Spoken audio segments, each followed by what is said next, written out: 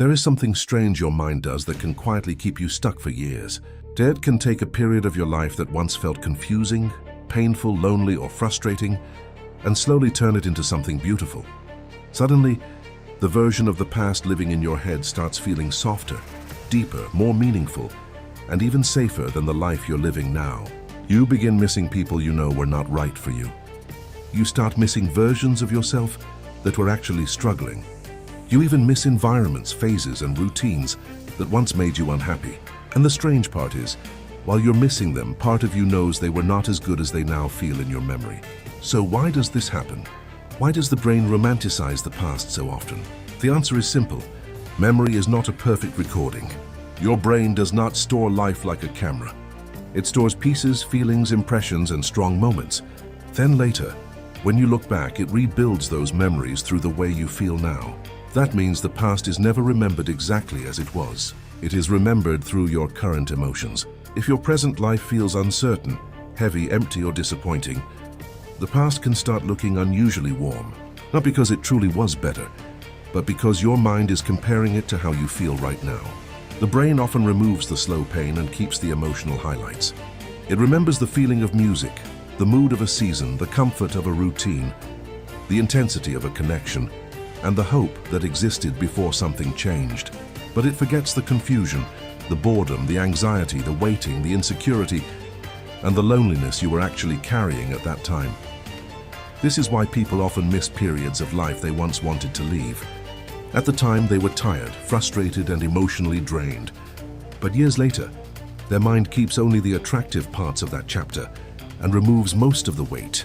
That is nostalgia. And nostalgia is powerful because it does not just make you remember. It makes you emotionally relive a polished version of what once happened.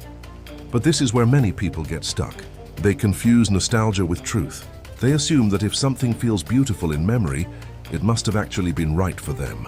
But emotional beauty and emotional health are not always the same thing. Sometimes you are not missing the past itself. You are missing a feeling that was attached to it. Maybe you miss hope, maybe you miss innocence. Maybe you miss who you were before life made you harder. Maybe you miss a time when life still felt open, unfinished, and emotionally alive. And because the brain cannot always separate the feeling from the setting, it starts convincing you that the setting itself was special, that the relationship was deeper, that the phase was magical, that the old version of life was somehow better. But often, what you are really longing for is not to go backward. It is to feel something again that your present life has become numb to. And that is a very important difference. Because once you understand that, you stop blindly chasing old chapters just because your memory made them look beautiful. You start asking a better question. What emotional need is this memory pointing to? Is it meaning? Is it aliveness? Is it connection? Is it freedom? Is it identity? Because if you can identify the feeling beneath the nostalgia, you can stop chasing old versions of life and start rebuilding what your mind is really asking for. The truth is, your brain romanticizes the past not because the past was perfect, but because memory is selective and emotion is convincing. The past often feels beautiful because it is no longer happening. It cannot disappoint you anymore. It cannot challenge you anymore. It has become a finished story, and finished stories are easier to love than real life. But growth begins when you stop asking, was the past better? And start asking, what is my mind trying to recover through this memory? Because sometimes you are not being pulled backward. You are simply being reminded that something inside your life still needs to come alive again.